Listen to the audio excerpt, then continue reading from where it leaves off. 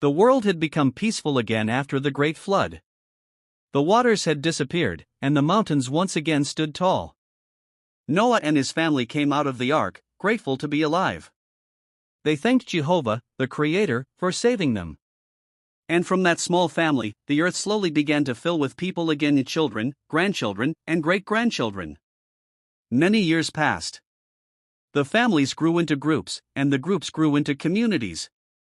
Everyone was related, and all the people still spoke one language. When someone spoke, everyone understood. If a child laughed, everyone knew why. If a leader gave instructions, everyone followed without confusion. There was peace, unity, and cooperation.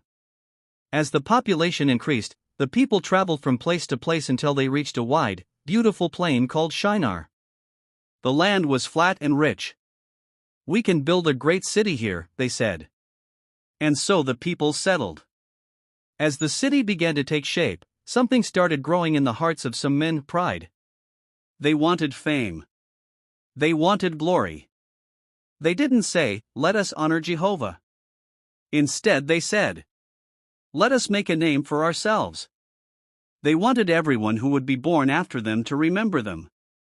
So they created a bold and ambitious plan. "Let us build a tower that rises so high, it reaches the heavens."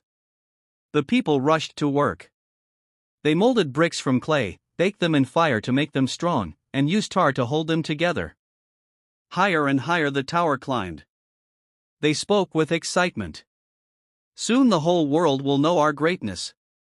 But they forgot something very important: it was Jehovah, not humans, who gives safety, success, and meaning to life.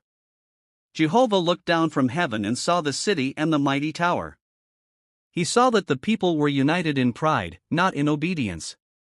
He also knew that if they continued this way, the world would fill with selfishness and rebellion again, just like before the flood. Yet Jehovah did not destroy them. He chose a gentler and wiser plan. He said, "Look! They are one people and they all speak one language. If they continue this way, nothing will stop their pride." So Jehovah acted in a surprising and peaceful way. One morning, workers lifted bricks toward the builders at the top of the tower. "Catch!" a man shouted. But the worker at the top frowned. "HVAS I do? What did you say?" The man on the ground looked confused. "I said pass the bricks." Another worker called out instructions, but the team around him heard strange sounds that made no sense. Their words were suddenly different. In only a moment, Jehovah changed their language. People who once understood each other now sounded like strangers. Groups began forming naturally. Those who spoke the same language stayed together because they could communicate. The building stopped completely. The tower project crumbled. The people who understood each other moved away together. Some traveled toward the mountains. Some journeyed near the seas. Some crossed deserts. Some followed rivers into new lands. Over time, they built new homes, formed new nations, and started new cultures, exactly as Jehovah originally wanted, for the earth to be filled with many families in many lands, not one proud kingdom. The unfinished tower stood lonely on the plain, a reminder that success without Jehovah leads to disappointment. People named the place Babylon, meaning confusion, because that was where Jehovah confused their language.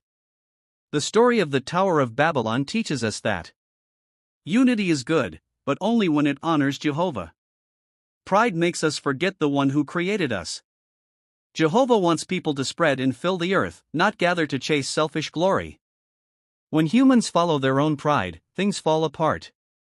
But when they follow Jehovah, life has peace and purpose.